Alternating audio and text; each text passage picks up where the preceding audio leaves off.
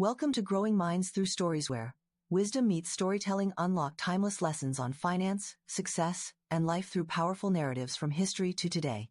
Ready to grow your... बाबुल का बाजार जिंदगी से भरा हुआ था। व्यापारी अपना सामान बेचने के लिए आवाज लगा रहे थे। उनकी आवाजें व्यापार का संगीत जैसी थीं। उनमें से एक था ओमर, जो बढ़िया कपड़े बेचता था। उसकी दुकान अच्छी क्वालिटी और ईमानदारी की निशानी थी। ओमर की नजर बड़ी तेज थी। उसके ग्राहकों के लिए एक प्यारी सी मुस्कान और एक ऐसी नेकनामी जो लोगों को दूर दूर से खींच लाती थी। उसके कपड़े सबसे अच्छे बुनकरों से लाए जाते थे। शहर के अमीर लोग उन्हें पहनते थे और उसे काफी दौलत दिलाते थे। बरसों की मेहनत रंग लाई थी और ओमर की दुकान उसकी लगन का सबूत थी। ओमर को अपने काम पर गर्व था, लेकिन उसके दिल में एक ऐसी समझ थी जो सोने की चमक से परे थी। उसका मानना था कि असली दौलत सिर्फ पैसों में नहीं होती, बल्कि मन की शांति में होती है, जो यह जानने से मिलती है कि आपका भविष्य सुरक्षित है। यह विश्वास गहरी सहानुभूति से उपजा था, क्योंकि ओमर ने बाजार का एक ऐसा पहलू भी देखा था जो मुश्किलों और अनिश्चितता की कहानी कहता था। जैसे जैसे वह अपना दिन बिताता, अमीर रईसों और आम लोगों दोनों की मदद करता, ओमर अपने साथी व्यापारियों के चेहरों पर समय की हल्की सी झुर्रियां देखे बिना नहीं रह पाता था। वह उनकी आंखों में थकान देखता था, उनके हाथों में हल्का सा कांपना, जो सालों तक अपने व्यापार में बिना थके काम करने की कहानी कहता था। ये वो लोग थे जिन्होंने अपना पूरा जीवन बाजार को समर्पित कर दिया था, ठीक उसी तरह जैसे उसने किया था। इन बूढ़े व्यापारियों को देखकर, जिनके शरीर समय के साथ झुक गए थे, उनके चेहरे चिंता की लकीरों से भरे हुए थे, ओमर के मन में बेचैनी भर गई। उसने उनमें से कुछ को देखा था जो कभी गर्व और समृद्ध थे, अब उन्हें अपना सामान कौड़ियों के भाव बेचना पड़ रहा था। उनकी आंखें कल के डर को दर्शाती थीं। उन्होंने जीवन भर मेहनत की थी, फिर भी आराम और सुरक्षा का सुख उनसे दूर था। ओमर ने महसूस किया कि बाजार अपनी सारी रौनक और अवसरों के बावजूद एक धोखेबाज मालकिन भी थी। यह उन लोगों के लिए बेरहम हो सकता है जो समय बीतने के लिए तैयार नहीं थे। एक मजबूत पीठ एक दिन कमजोर हो जाएगी और फुर्तीले हाथ अपनी कुशलता खो सकते हैं। उन लोगों का क्या होगा जिनके पास कुछ नहीं होगा जब उनके शरीर बाजार की मांगों को पूरा नहीं कर पाएंगे। एक शाम जब सूरज की लंबी परछाई पूरे बाजार में पड़ रही थी, करीम नाम का एक युवक ओमर की दुकान पर आया।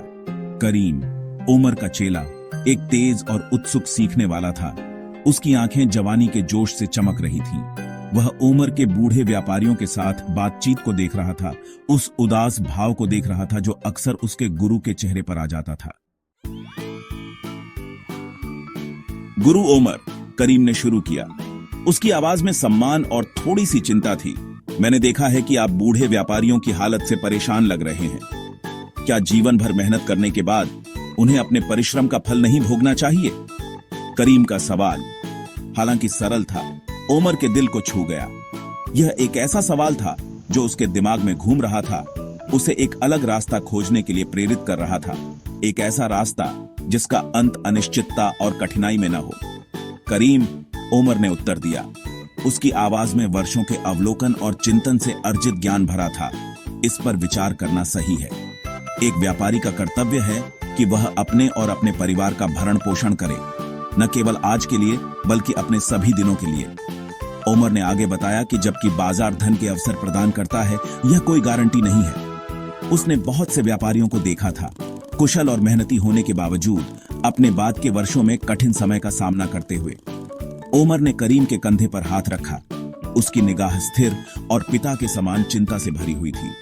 मैंने सीखा है कि मन की शांति केवल अपने पर्स में सोने से नहीं आती, बल्कि इस ज्ञान से आती है कि उसने भविष्य के लिए योजना बनाई है, कि उसने आराम और सम्मान के जीवन की नींव रखी है, तब भी जब शरीर पहले की तरह काम नहीं कर सकता। यही, उसने समझाया, एक व्यापारी की सफलता का असली पैमाना है।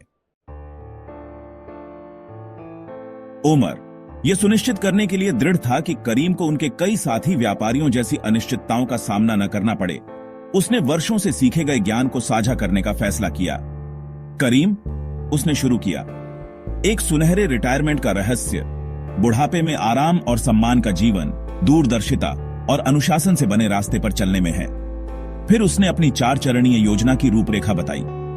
सबसे पहले हमें लगन से बचत करना और समझदारी से निवेश करना सीखना चाहिए, ओमर ने समझाया। उसकी आवाज एक अनुभवी गुरु के लहजे में बदल गई। जैसे एक किसान अगले बोने के मौसम के लिए बेहतरीन बीज अलग रखता है, वैसे ही हमें अपनी कमाई का एक हिस्सा अलग रखना सीखना चाहिए। ऐसे उपक्रमों में निवेश करना चाहिए जो भविष्य में लाभ देंगे। उसने जल्दी शुरू करने के महत्व पर जोर दिया, क्योंकि समय, उसने कहा, एक व्यापारी का सबसे बड़ा सहयोगी है। दूसरे, हमें आय के कई स्रोत बनाने का प्रयास करना चाहिए, जैसे नदियां एक विशाल झील में बहती हैं। ओमर ने विविधीकरण के महत्व पर जोर देते हुए जारी रखा।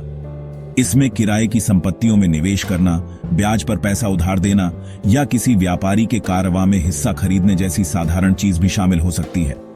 महत्वपूर्ण बात यह है, उसने समझाया, यह सुनिश्चित करना है कि किसी की आय पूरी तरह से उसकी पीठ की ताकत या उसके हाथों की कुशलता पर निर्भर न हो। Thanks for watching. Please like, share and subscribe my channel Growing Minds Through Stories.